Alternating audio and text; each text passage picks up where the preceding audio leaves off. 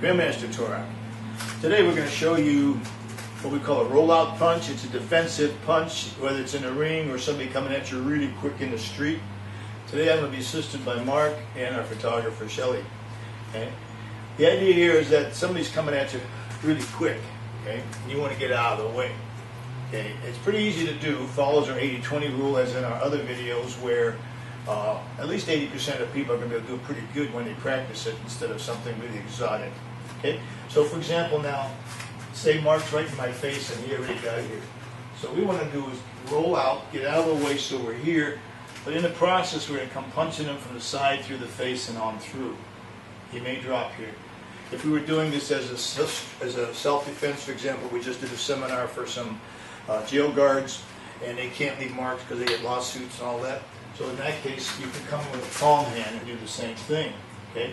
Now that person may drop here, and you can follow up with something else, so you want that hand to be ready. On the other hand, if they stay there, you might have missed or something.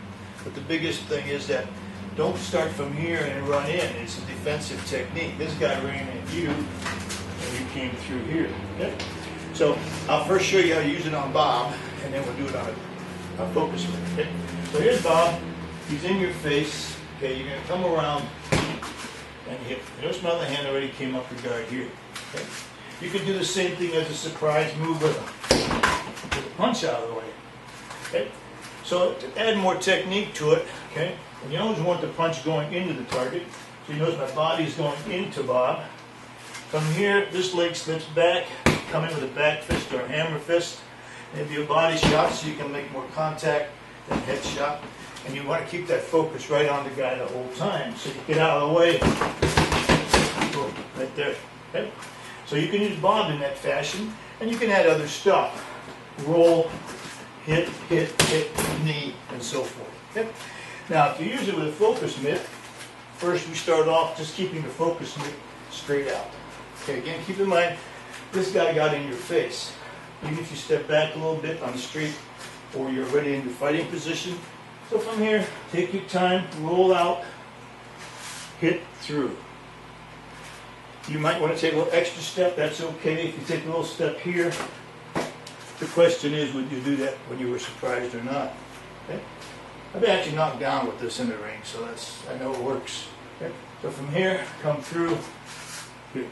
Now you can have your follow-up shot, he moves the mid back, so you can build a mid drill around it. Then you have him push the pad at you, but leave it there. So here it comes, and you see if you can catch it when it gets there.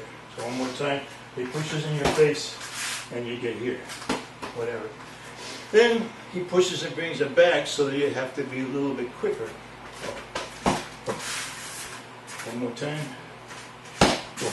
Okay? So you can do it that way.